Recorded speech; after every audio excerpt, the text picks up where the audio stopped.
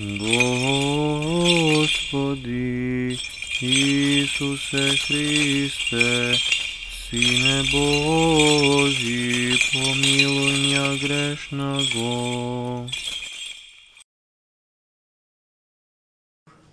Возлюбени во Христа Бога, брати и сестри, и денес и утре со името на Бога, како денес во ова светилиште на Богородица Мајка ќе служиме света литургија, бидејќи утре Светата Црква Божја си спомнува на 12 апостоли од Христа Господа избрани, и на кој што им го должиме сето знаење за нашиот Господ и Спасител Исус Христос.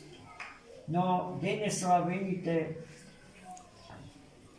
Петар и Павле, Светата Црква Божја ги издвојува и ги нарекува прво врховни.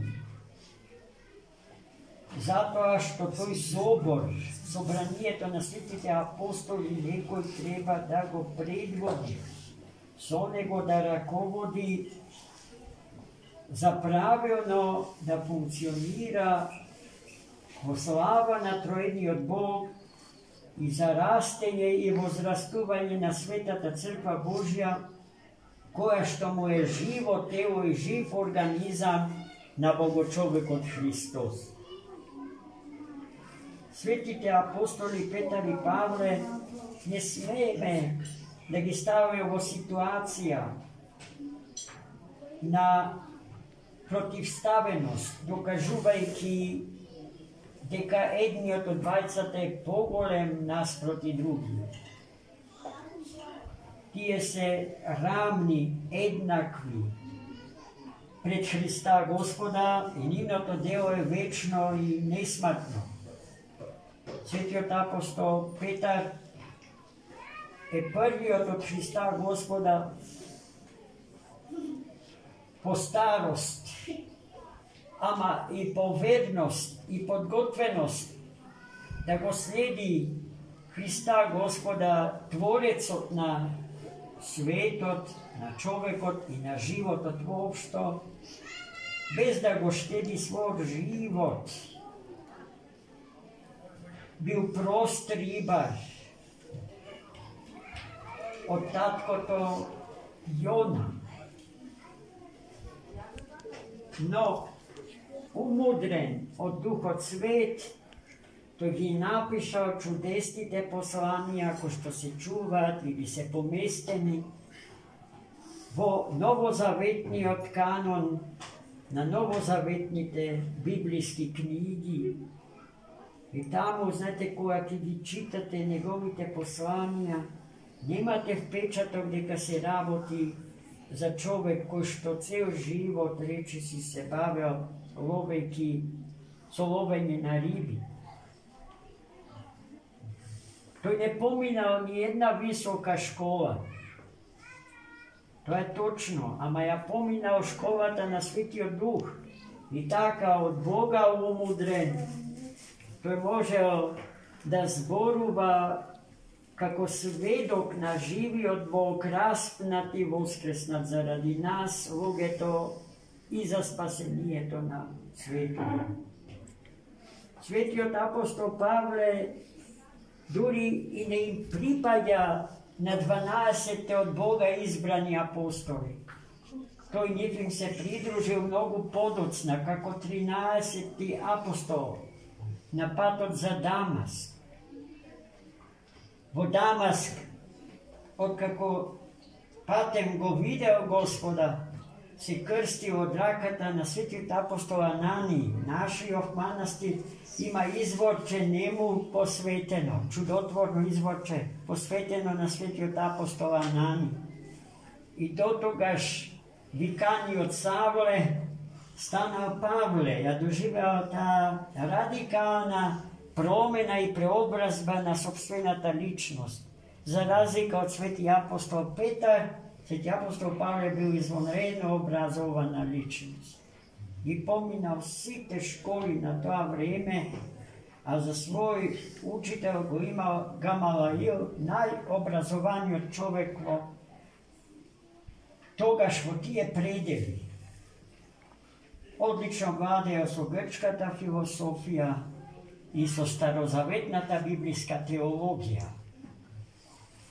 Mu bio do kraj dosleden na zakon na starozavet izbran narod i zato, koga čude kad se javila nekoja zajednica koja što ispoveda vera vo Hrista Gospoda, ima vpečatok deka hristijanite go izneverile Svetoto pismo vo koje što toj besomnežno verovao i trgnao vo Damask, a Damask je gradot Asirija, zemljata, vo koje što prvat vo istorijata na čovještvo je upotrebeno ime to Hristija.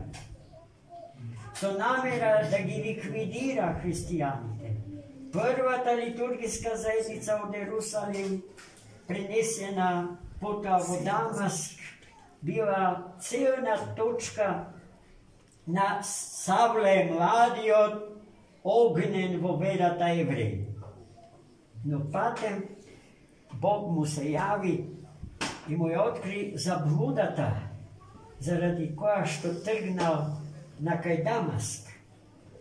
I gledajki go Boga, so očite na duhot, toj go poznao Hrista Gospoda i od toj den celosno njemu mu se predao. Така да неговата теологија, неговата философија за Христа и Светата Црква се не надминати, се вкупната мисла на Црквата Божја се темели во мислата на светиот апостол Павле.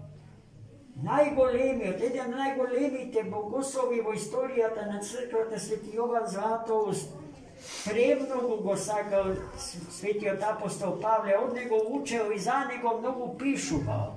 Напишал дури цели 11 обсежни, длабоковни беседи за личноста и теологијата на светиот апостол Павле. Незамислива е мислата на црквата и незиното постоење без двајцата денеславени ученици на нашиот Господ и Спасител Исус Христос. Да ги сакаме, да ги почитуваме, да ги имаме пред себе како пример, како парадигма, како узор. Однапред знаеки дека се недостижни за нас, но за нас ќе биде успех како им се приближиме за чекор поблизу до нив, односно до Христа, за кого што живееле и кого што го проповедале со своите животи, така што се дале целите себе си, а тоа значи дека умреле за Христа Господа, за вечно во Него да живеат. Амин. Амин.